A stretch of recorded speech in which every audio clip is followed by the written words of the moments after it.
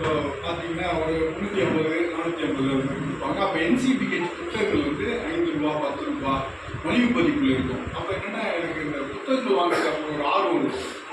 அப்போ தஞ்சாவூருக்கு போய் ஒரு 150 புத்தகத்தை ஒரு 10 புத்தகத்தை எடுத்துகிட்டு வருது. அது மாதிரியாய் படிக்க ஆரம்பித்தது ரஷ்ய இலக்கியங்கள். எனக்கு வந்து எழுதுகிற ஆர்வத்தை தூண்டுறது வந்து ரஷ்ய இலக்கியங்கள் தான். எல்லாருக்கும் அது மாதிரி தான் இருந்திருக்கும். பல பேருக்கு அந்த அனுபவங்கள் இருந்திருக்கும். அன்னை வயல்னு ஒரு நாவல் சிங்கி சாய்குமார் எழுதுனது ரொம்ப ஒரு பொயட்டிக்கான ஒரு நாவலாக இருக்கும். அந்த கிராமத்தை வந்து வர்ணிக்கிறது, போர்க்காலத்தில் அந்த வீரர்கள்லாம் அந்த வாகனங்களில் போகிறது, அந்த கோதுமை வயல்கள், இந்த ரஷ்ய இலக்கியத்தில் பொதுவான சில பெயர்கள் இருக்கும். செப்டி புல்வெளிகள், புல்சாரி மனிதர்கள் அப்படின்னு, இந்த குதிரைகள், இந்த மாதிரி சில அது எல்லாருக்குமே அந்த நினைவுகள் இருக்கும். அந்த நாவல் எனக்கு இன்னமும் அந்த ஞாபகம் இருக்குது. மீண்டும் அதை நான் வாங்கி வந்து படித்தேன், அந்த அன்னை வயல். அதுதான் எனக்கு எழுதுறதுக்கான ஒரு ஆர்வம். அந்த தொடர்ச்சி தான் இன்னைக்கு வந்து ஒரு ரஷ்ய நாவலை நான் பெற்றுக்கொள்கிற ஒரு வாய்ப்பை பெற்றிருக்கேன். எனக்கு மகிழ்ச்சியாக இருக்குது. ஒரு சந்தோஷமாக இருக்குது. தொடர்பே இல்லாமல் அதை நான் வாங்குறது வந்து ரொம்ப ரொம்ப ஒரு நல்ல தருணம் அப்படின்னு நினைக்கிறேன். அதே மாதிரி வீரம் விளைந்ததுன்னு ஒரு novel, how the steel was comfort அப்படின்னு நிக்கோலாய் ஒஸ்ட்ரோவ்ஸ்கின்னு அவர் எழுதுனது. ஒரு 900 பக்கத்தில் இருக்கும். மிகச்சிறந்த ஒரு நாவல். பாவல் கர்சாக்கின்னு ஒரு ஹீரோ, அவனுக்கு ஒரு கால் போர்ல போயிடும். அதை மீறி அவன் வந்து அந்த வாழ்க்கையை அவன் வந்து எதிர்கொண்டு வாழ்வான். எப்படின்னா அது ஒரு வசனம் வரும், எப்படின்னா நம்ம வாழ்க்கை ரொம்ப சின்னது, அதுக்குள்ளே நம்ம சாதிக்கணும். அதை நான் ரொம்ப ஒரு இதாக எழுதி வச்சிருந்தேன் நோட்டில். ஒரு கால் போயிடும், ஆனால் அந்த தான் சாதிக்க வேண்டிய அந்த லட்சியத்தை நோக்கி அவன் நகர்ந்துக்கிட்டே இருப்பான். அது நம்ம எல்லாருக்குமே இது மாதிரியான ஒரு எடுத்துக்கொள்ள வேண்டிய ஒரு விஷயம். அந்த ஒரு தொடர்பு தான் இந்த நாவலை நான் பெற்றுக்கொள்வது இருக்குன்னு நான் நினைக்கிறேன். இந்த ஓக்லமோவ் அந்த நாவலுடைய அந்த முன்னுரை, அதோடைய அந்த கிராமத்து காட்சியை பற்றி தான் அவங்க எழுதியிருப்பாங்க. இதை எழுதின இவான் கான்சரோவ் பற்றியே ஒரு சுவாரஸ்யமான மனிதராக இருக்கார். அவர் எப்படின்னா, லெனின் பிறந்த உலியானோவ் அப்படின்னு ஒரு கிராமத்தில் அவர் பிறந்திருக்காரு. விளாடிமிர் லெனின், நம்ம லெனின் சொல்லுவோம், விளாடிமிர் இலிச் உலியானோவ் லெனின் அவரோட முழு பெயர். அதுதான் அந்த காரணமாக அவர் லெனினுடைய பெரிய எழுத்துக்களில் ஒரு வாழ்க்கை வரலாறு வந்துருக்கும் என்சிபிஹெச்சில். அதெல்லாம் நம்ம ஒரு என்ன அந்த ரஷ்ய புத்தகங்களில் நமக்கு என்ன ஒரு பெரிய விஷயம்னா, நம்மளை படிக்க தூண்டுகிற அந்த அச்சமைப்பு. உங்களுக்கு வந்து அந்த சந்தோஷம், அதை வந்து ஆகாசமுக்கு சாதிச்சிருக்காரு. மீண்டும் இப்போ சோவியத் ரஷ்யா முன்னணிக்கிறப்ப தான் நம்ம அந்த நூல்களை பெற்றோம். அது வந்து பிரிச்சுட்டு இப்போ அந்த ரஷ்ய நூல்கள் வந்து நம்மள்கிட்ட இருக்கிறத வச்சு நம்ம மறுபதிப்பு பண்ணுறோம். மீண்டும் ஒரு புதிய தொடக்கத்தை வந்து ஆகாசமுக்கு பண்ணியிருக்காரு. அதுவும் அறியப்படாத ஒரு எழுத்தாளர் இவான் கான்சரோவ் வந்து நம்ம கேள்விப்படவே இல்லை. அதே மாதிரி இந்த ஒப்லமோங்கிற கேரக்டரும் ஒரு புதுமையானது. கான்சரோவே ஒரு புதுமையான மனிதனாக இருக்காரு. இவான் துர்கனியை வந்து தன்னை வந்து இது பண்ணிட்டாரு, ஏமாற்றிட்டாரு அப்படின்னு சொல்கிறாரு. ஆனால் அந்த ஏமாற்றப்பட்ட மனிதனே என்ன சொல்கிறான், கடைசி விஷயம் இருக்கும் வரை கான்சரோவ் உயிரோடு இருப்பார் அப்படின்னு அவர் சொல்கிறாரு. இந்த கான்சரோவ் வந்து என்ன பண்ணியிருக்காரு, தன்னுடைய கிராமத்தை பற்றியே நினைக்கிறது. தன்னுடைய அந்த இனிமையான நாட்கள், அந்த இளமை பருவம், அங்கே இருந்து அந்த செழுமையான வாழ்க்கை, விவசாயம், அந்த பிரபுத்துவ வாழ்க்கை, இதையே நினைச்சிட்டு இருக்கிற மாதிரி தான் அந்த ஒப்லமோவ் இருக்காரு. இது தமிழுக்கு ரொம்ப புதிய ஒரு இதாக இருக்கும்.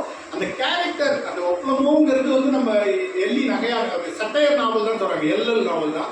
எள்ளி நகையாளர் மாதிரி இருந்தாலும் நமக்கு அது வாசிப்பதற்கு ஒரு மிகப்பெரிய ஒரு இதை கொடுக்கும்னு நினைக்கிறேன், ஒரு அனுபவத்தை. அந்த அவரோட லைஃப் எப்படி இருக்குன்னா, ஷேக்ஸ்பியரோட இது மாதிரி தான். Life is a tale told by idiot அப்படிம்பாங்க. ஒரு முட்டாள் சொல்லிய கதை தான் வாழ்க்கை அப்படிங்கிறது தான். அதுதான் ஒப்லமோவோட கதை. மிகச்சிறந்த ஒரு மொழிபெயர்ப்பை ஒரு எளிய மொழியில அவங்க செஞ்சுருக்காங்க மகாரதி அவர்கள். ரொம்ப சந்தோஷமாக இருந்தது அந்த இதை படிக்கிறது, அந்த குறிப்புகள். அதனுடைய ஒப்லமோ அந்த கிராமத்தை வர்ணிக்கிறதுலாம் பார்த்தீங்கன்னா ரொம்ப உன்னதமான கிராமமாக இல்லை. எங்கள் கிராமம் சாதாரண கிராமம் தான். இதெல்லாம் வந்து பெரிய வானத்தில் அப்படியே ஒளியிருந்துகிட்டு இருக்காது, கீழே தான் இருக்கும் நிலா. இங்கே வந்து பெரிய எகிப்திய அந்த பிளேக் நோய்கள் எங்களை பாதிக்காது. இந்த நோய் பெரிய வயல்கள் இல்லை, சாதாரண இதுதான். இங்கே வந்து காடைகள் தான் இங்கே மேய்ச்சிக்கிட்டு இருக்கோம் அப்படின்னு ஒரு பெருசாக இது பண்ணாமல் சாதாரணமாக அதை சொல்கிற ஒரு முறை வந்து ஒரு வித்தியாசமாக இருக்குது. இப்போ நீங்கள் அந்த மற்ற நாவல்கள், இப்போ அந்த அன்னை வயல் மாதிரி நாவல்கள்லாம் பார்த்தீங்கன்னா ரஷ்ய கிராமங்கள் ரொம்ப அழகாக பேசப்படும். இவர் வந்து எல்லாருக்குமே ஒரு இதாக பார்க்குறாரு, முரணாக பார்க்குறாரு. ரஷ்யா இயந்திரத்துக்கு எதிரான ஒரு மனநிலையில் அவர் இருந்திருப்பாரோன்னு நினைக்கிறேன் கான்சரோவ், இவான் கான்சரோவ். அதனால தான் அவரை வந்து வெளியில் கொண்டு வராமல் அமைச்சிட்டாங்க. அதுதான் ஒரு 100 ஆண்டுகளுக்கு பிறகு வந்து அவர் கொண்டு வந்திருக்காரு. ஏன்னா கம்யூனிசத்துக்கு எதிராக இருந்திருப்பாருன்னு தோணுது.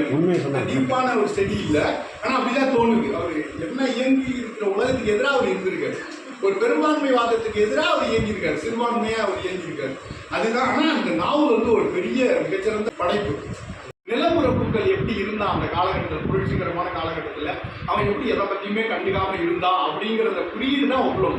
ஒப்புளவு பார்த்து ஒரு சோம்பேறி மாதிரி நமக்கு தெரியும். ஆனால் இந்த இந்த சமூகம் எப்படி தீவிரமாக இயங்குது, அதுக்கு மாறான ஒரு இது. இப்பயே நீங்கள் பாருங்களேன், இப்போ கம்யூனிஸ்ட் இயக்கங்கள் வேலை நிறுத்தம் பண்ணுவாங்க, திராவிட கழக இயக்கங்கள் வந்து ஒரு பெரிய போராட்டங்கள் நடத்துவாங்க, இடஒதுக்கீடுக்கான ஒரு பெரிய கூட்டம் நடக்கும், கருத்தரங்குகள் நடக்கும், மத்திய அரசுக்கு எதிரான ஒரு ஏதோ ஒன்று நடக்கும். ஆனால் இதுலேயே சம்மந்தம் இல்லாத ஒரு சமூகம் இது என்னவோ நடந்துட்டு இருக்குங்கிற மாதிரி இருக்கும். அதே இடஒதுக்கீட்டில் தான் நம்ம மேலே போய் ஒரு ஒரு அரசு அதிகாரியாக பெரிய உயர்ந்த இதில் இருப்போம். ஆனால் இந்த சமூகத்துக்கு சம்மந்தம் இல்லாமல் நம்ம இயங்குவோம். அதுதான் ஒப்புளமும். அந்த இதுதான். இப்போ மொழிபெயர்ப்பாளர் மகாரதியை அவங்க ஒரு கேள்வி கேட்குறாங்க, இன்றைய நிலையில் ஏன் இந்த நாவல் மொழிபெயர்க்கப்பட வேண்டும் அந்த கேள்வி கேட்குறாங்க. இன்றைய நிலையில் ஏன்னா நம்ம வந்து எவ்வளோ இந்த பயணத்தை வந்து ஒரு எழுத்தாளராகவும் இருக்கு, பயண கட்டுரையிலையும் அதில் ஆர்வமாக இருந்திருக்காரு. கான்சரோவுக்கு வந்து அந்த 19ஆம் நூற்றாண்டு 1859 அந்த காலகட்டம், அப்போ வந்து புரட்சி அந்த கம்யூனிஸ்ட் எல்லாம் அந்த வீழ்கிற ஒரு காலகட்டத்தில் இருந்திருக்கு. அப்போ இவர் கம்யூனிசம், சோசியலிசம், ஜனநாயகம் சார்ந்த கொள்கைகள் அதிலெல்லாம் இவருக்கு ஈடுபாடு இல்லை. கான்சரோ வந்து ஒரு ஒரு யதார்த்த உலகத்தை பார்க்குறாரு. அங்கே வந்து இவங்களுடைய தந்தை வந்து இராணுவத்தில் பணியாற்றுறதுனால இவங்களுக்கு அந்த நிலப்பிரபு அங்கீகாரத்தை கொடுக்குறாங்க. அந்த வாழ்க்கையை தான் அவர் பதிவு பண்ணியிருக்காரு. ஒப்புளமுங்கிறது பார்த்தா ஒரு சோம்பேறி பிரபுவின் கதை. இந்த அட்டைப்படத்திலேயே அவங்களுக்கு தெரிஞ்சுருக்கு. அவர் எப்போ பார்த்தாலும் சோம்பலாக படுத்து தூக்கிட்டே இருக்காரு. இதோட நாவலோட முதல் பேராகிராஃபே என்னன்னா, ஒரு பெரிய அந்த தெருவில் அந்த வீடு, அந்த வீட்டில் இவர் தூங்கிட்டு இருக்காருன்னு தான் தொடங்குது. இது ஒரு ரொம்ப சுவாரஸ்யமான ஒரு கேரக்டராக இருக்குது ஒப்புளமும். என்னென்னா, ஒரு தொழில் புரட்சி, பிரிட்டிஷ் அந்த நெப்போலியனுக்கு எதிரான ரஷ்யாவோட போர், அப்புறம் இது மாதிரியான ஒரு புரட்சிகரமான கருத்துக்கள்லாம் தோன்ற காலகட்டத்தில் இந்த ஒப்பளமோ கேரக்டர் வந்து இதெல்லாம் கண்டுக்காம வீட்டில் தூங்குறது எதையுமே கண்டுக்கிறது இல்லை. எக்கடி கட்டு போனாலும் என்ன அப்படின்னு என்னத்த கண்ணையா மாதிரி இருக்கு. என்னத்த படிச்சு, என்னத்த வேலைக்கு போய், என்னத்த சம்பாதிச்சு அப்படின்னு சொல்றவங்க. அதை தான் அவர் அழகா சார் வந்து வரலாற்று ரீதியாகவே சொல்றாங்க. 2-3 விதமாக அதை பிரிக்கிறாங்க. எனக்கு என்ன அப்படிங்கிற ஒரு மனோபாவம், எனக்கு என்ன அப்படிங்கிற ஒரு மனோபாவம் அப்போ இருந்திருக்கு நிலப்பிரபுகளுக்கு. அவங்க என்னென்னா சொகுசான வாழ்க்கையில் இருந்திருக்காங்க. வெளியில் புரட்சி நடந்தால் கூட புரட்சியை பற்றி அதை பற்றிலாம் கவலைப்படாமல் அந்த இது இருக்குது. அதே மாதிரி அதனால் என்ன, சோ வாட், பிரிட்டிஷ் அந்த பிரெஞ்சில் வந்து புரட்சி அதை பற்றியான பேச்சு வரும்போது அதனால் என்ன ஒரு இது இருக்குது. அதே மாதிரி நம்ம இந்திய மணலில் என்னென்னா ராமன் ஆண்டாள் என்ன, ராமன் ஆண்டாள் என்ன, இதை வந்து வரலாற்று ரீதியாக 3 டயலாகாக ஒரு சாரை வந்து பிரிச்சிருக்காங்க. அந்த கான்சரோ எழுதிய நாவல் வந்து அவருடைய எழுதிய குறிப்புகள் வந்து அவர் மறைந்து 33 ஆண்டுகளுக்கு தான் பதிப்பிக்கப்பட்டிருக்கு. கான்சரோவே ஒரு சுவாரஸ்யமான கேரக்டர். சார் மகாரதி வந்து அவங்க முன்னுரையிலேயே அவ்வளோ அழகாக எழுதியிருக்காங்க. நம்ம அந்த நாவலை படிப்பதற்கான சார் ஸ்ரீராம் சொன்னது மாதிரி அந்த பின்புலம் இருக்குல்ல, அந்த நாவலோடைய பின்புலத்தை புரிஞ்சுக்கிட்டாலும் நம்ம கதையை புரிஞ்சிக்க முடியும்.